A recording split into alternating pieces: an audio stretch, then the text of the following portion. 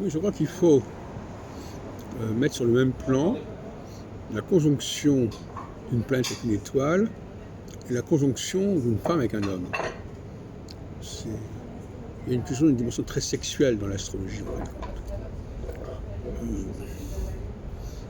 Donc,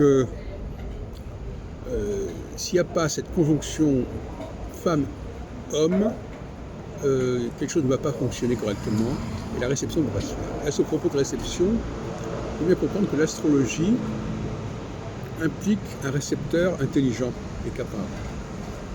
Alors il y a d'autres astrologues qui pensent que c'est surtout les astres qui nous imposent, nous impactent de façon, etc. Et que nous on n'a rien à faire, qu'on ne peut même pas savoir où ils sont les astres, etc.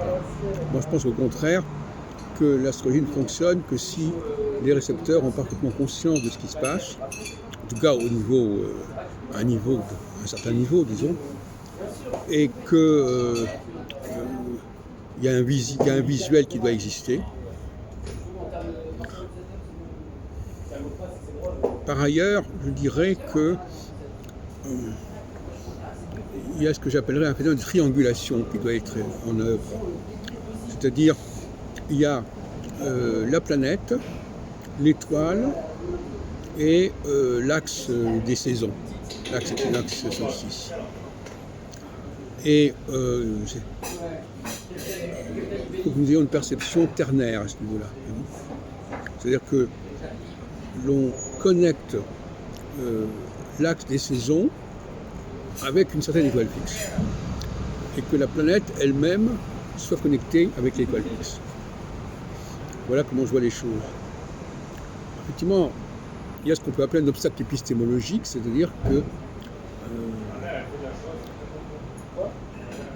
tant que les astrologues n'ont pas compris qu'il fallait intégrer le critère saisonnier dans le système astrologique, ça ne va pas aller. Et le zodiaque, ce n'est pas le système saisonnier. Le zodiaque, en réalité, ça renvoie aux constellations, tout comme l'ascendant renvoie aux constellations. C'est pour ça que je suis pour une astrologie qui se dézodiacalise complètement et qui se concentre uniquement sur les axes équinoxiaux et solsticiaux. Or, je suis obligé de constater que dès 1980, dans ce livre, j'avais publié un travail sur les cycles de 7 ans saturniens, c'est-à-dire il y a 40 ans, et ça n'a pas été entendu. Pourquoi ? Parce qu'on ne parlait pas des conjonctions entre planètes, on ne parlait pas du passage d'une planète sur un signe zodiacal, mais on parlait des rapports entre la planète et les axes équinoxiaux et solsticiaux. Et ça n'a pas passé dans la tête des astrologues. Et donc 40 ans plus tard, il faut recommencer.